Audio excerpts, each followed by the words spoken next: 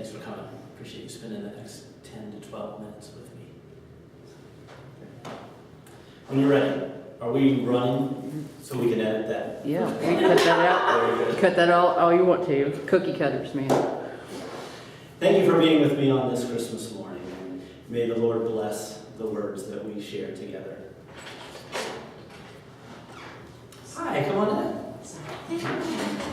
You were the one we were waiting for. Sure. It's not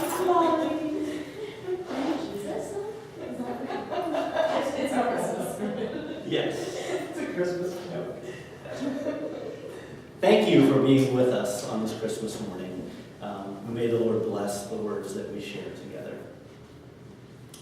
She stood in the darkness, not sure if her body was shaking out of nervousness or whether it was due to the cold breeze that was surging through the backstage doors. Her eyes adjusted to the dim glow of the night lights lining the narrow passage behind the backdrop.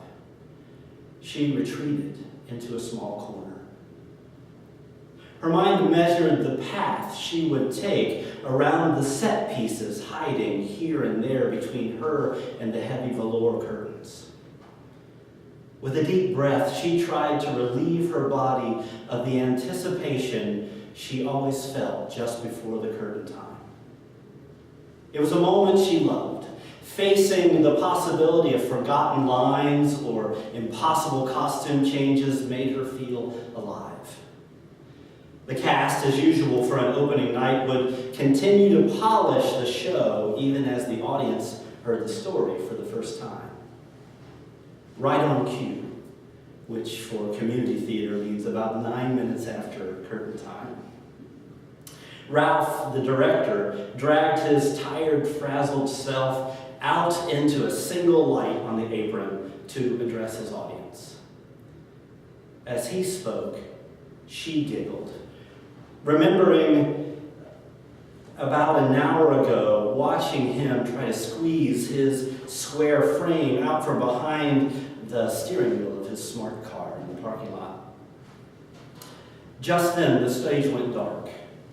She quickly checked the pins in her fascinator, picked up her crushed velvet clutch, and walked out onto the stage for her spot in the opening scene. It wasn't Broadway, but the stage gave her life and light.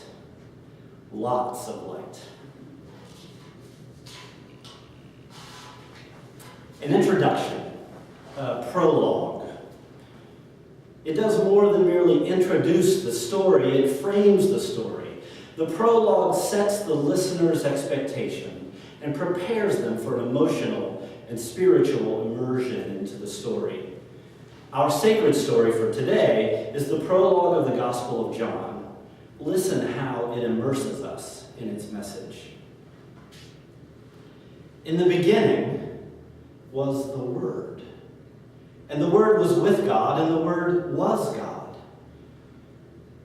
He was in the beginning with God. All things came into being through him, and without him not one thing came into being. What has come into being in him was life, and the life was the light of all people. The light shines in the darkness, and the darkness did not overcome it. There was a man sent from God whose name was John. He came as a witness to testify to the light so that all might believe through him.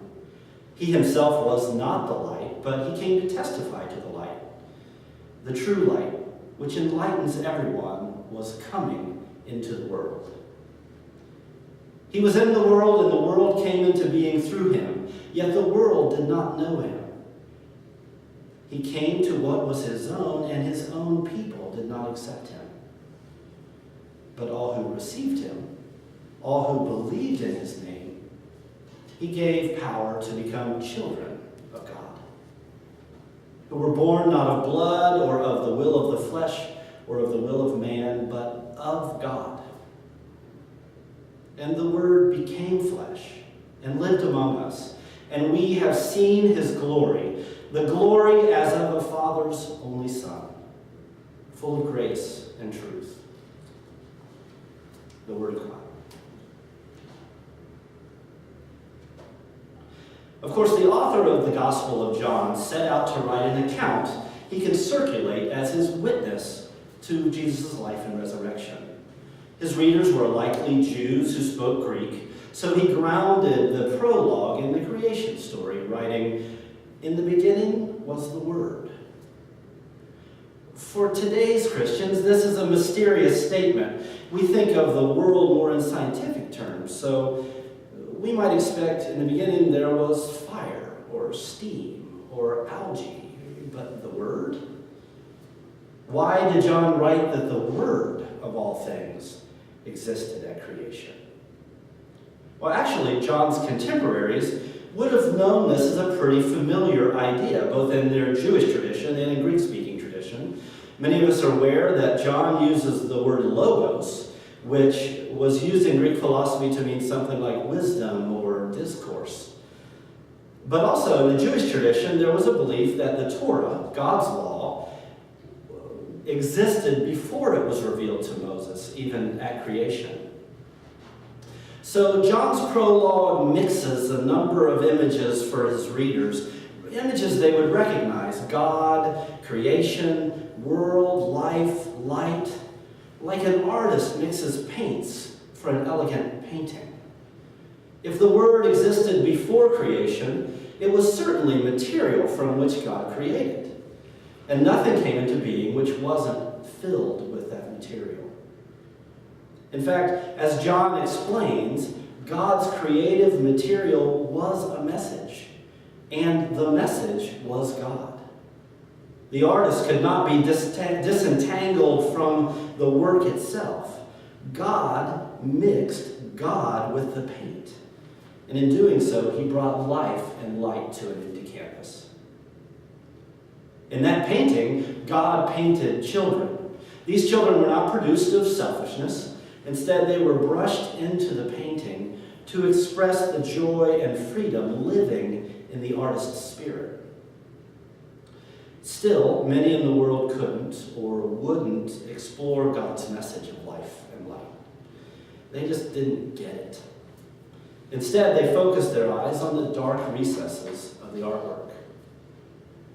On Christmas Day, we celebrate Jesus' birth. It's as if one of the artist's children is stepping out of the painting.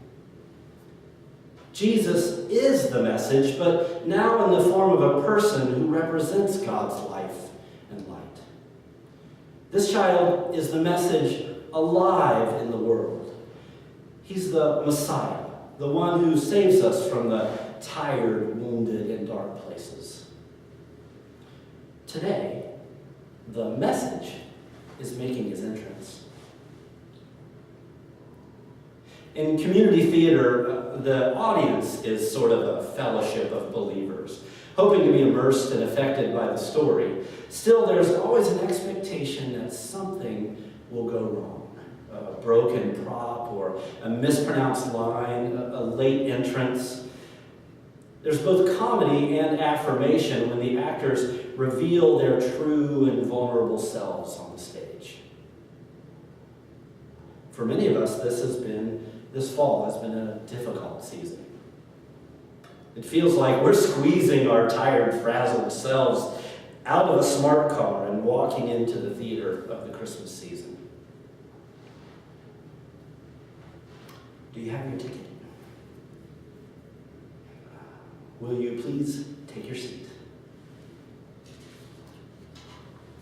Will you expose your true and vulnerable selves to this story?